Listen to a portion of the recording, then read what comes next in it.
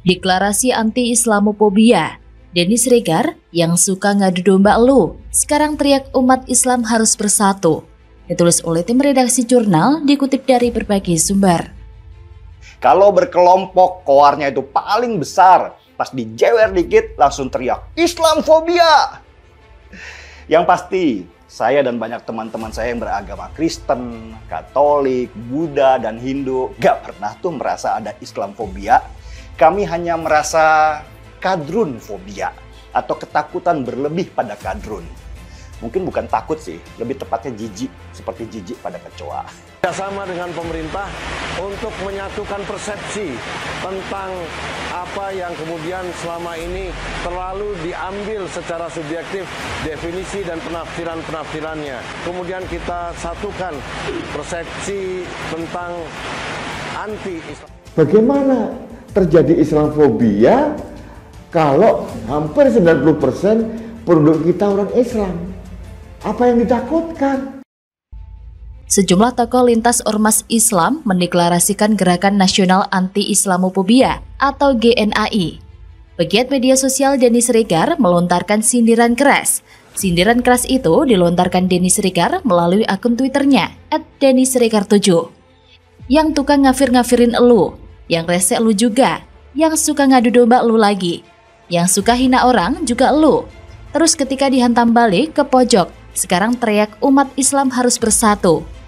Tulis Denny Sregar pada Sabtu malam 16 Juni 2022. Kan bang? Sat. Lanjut Denny Sregar.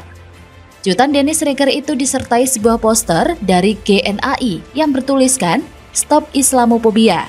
Umat Islam harus bersatu, jangan mau diadu. Sementara deklarasi GNAI digelar di Aula Buya Hamka, Masjid Al-Azhar, Jakarta.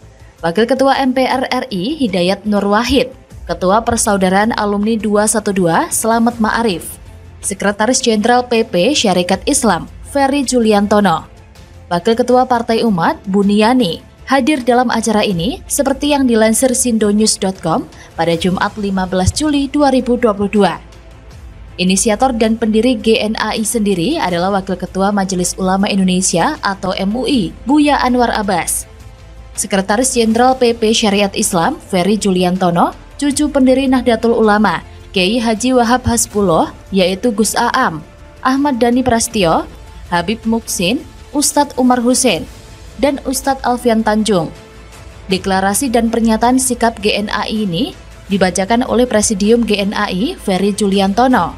Ferry mengatakan, pasca era Perang Dingin, dunia Barat mengalihkan sumber ancaman dan bahaya dari komunisme ke Islam yang termanifestasi dalam bentuk radikalisme, fundamentalisme, dan pengacau yang mengakibatkan munculnya stigma terhadap ajaran Islam sebagai ajaran yang berbahaya dan menakutkan atau dikenal sebagai Islamophobia. Ferry mengatakan, setelah puluhan tahun berlangsung tanpa bukti-bukti ilmiah, akhirnya muncul kesadaran baru bahwa sumber ancaman dunia berasal dari ajaran Islam tidaklah benar, tidak produktif, bahkan destruktif bagi pergaulan internasional. Maka dengan pengucapan Bismillahirrahmanirrahim pada hari ini Jumat 15 Juli 2022 Masehi yang bertepatan dengan 15 Zulhijjah 1443 Hijriah, kami mendeklarasikan berdirinya Gerakan Nasional Anti-Islamophobia atau GNAI dengan penuh harapan. Semoga Allah meridhoinya, tegas Ferry. Melihat jejak orang lain, apakah kalian yakin tidak ada niat politik di balik deklarasi GNAI? Sebagai perbandingan, lihat kembali nih, Gerakan Koalisi Aksi Menyelamatkan Indonesia atau KAMI. Salah satu deklaratornya adalah Din Syamsuddin dan Gatot Nurmantio. Katanya bukan gerakan politik, tapi gerakan untuk menyelamatkan Indonesia. Entah selamatkan Indonesia dari apanya, tapi ujung-ujungnya jadi batu loncatan untuk politik juga. Nah, sama halnya dengan GNAI ini.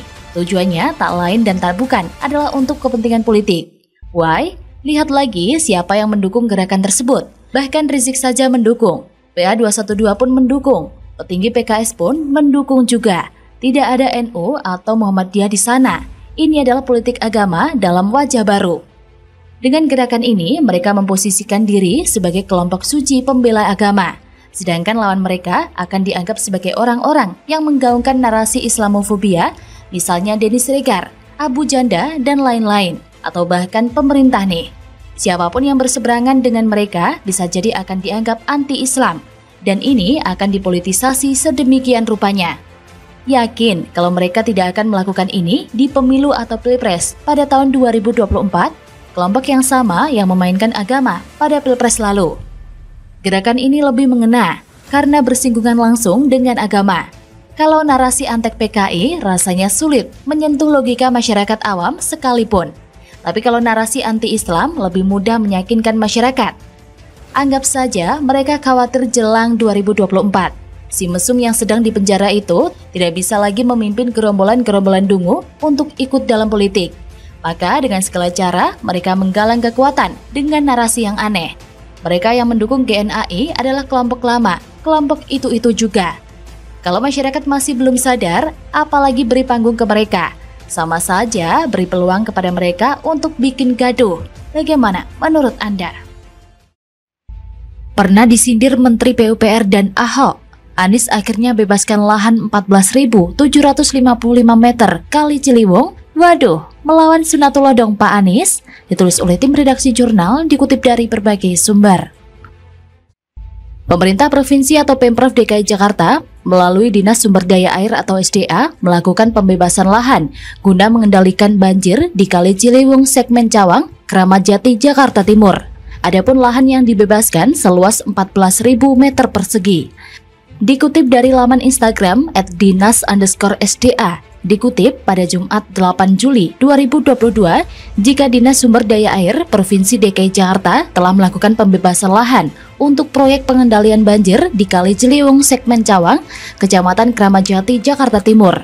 Tambahnya, luas lahan yang telah dibebaskan adalah 14.755 meter kubik dengan panjang segmen kali 820 meter.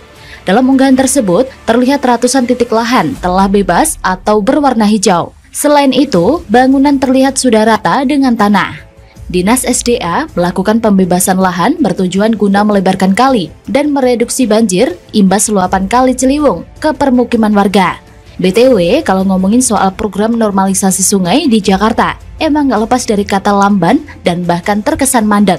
Pasalnya, Pemprov DKI sendiri yang bertugas membebaskan lahan di bantaran sungai pun untuk pengerjaannya tak berjalan mulus. Alih-alih berjalan mulus, dikerjakan saja mungkin tidak. Normalisasi sungai memang bukan proyek baru, dikerjakan rembuk antara pemerintah pusat dan pemerintah Provinsi DKI Jakarta. Namun, program penanganan banjir itu juga masih belum rampung di era Gubernur DKI Jakarta Anies Baswedan. Tidak jelas apakah akan dikerjakan atau diganti dengan program nyinyir doang. Nyatanya, proyek normalisasi khususnya Sungai Ciliwung memiliki latar belakang dari peristiwa Jakarta terendam banjir pada tahun 2012.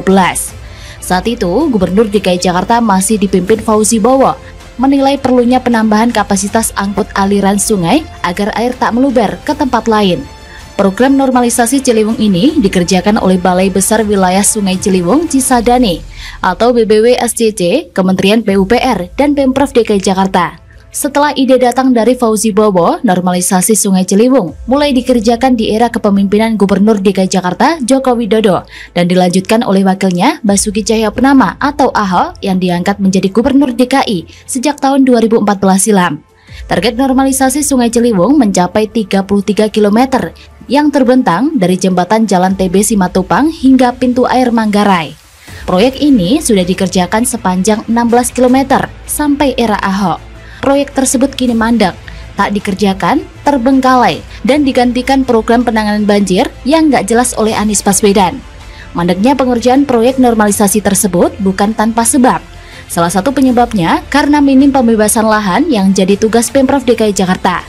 Emang lelet sih, Pemprov DKI Jakarta di bawah pimpinan Anies Baswedan kalau soal beginian. Jangankan dikerjakan, ujung-ujungnya cuma ngeles doang. Sampai-sampai nih bikin Menteri PUPR marah-marah. Sekjen PDIP Hasto Kristianto sendiri mengungkapkan, Menteri Pekerjaan Umum dan Perumahan Rakyat Basuki Hadi Muljono sempat marah-marah karena sulit bekerja dengan Gubernur DKI Jakarta Anies Baswedan untuk menangani banjir Jakarta.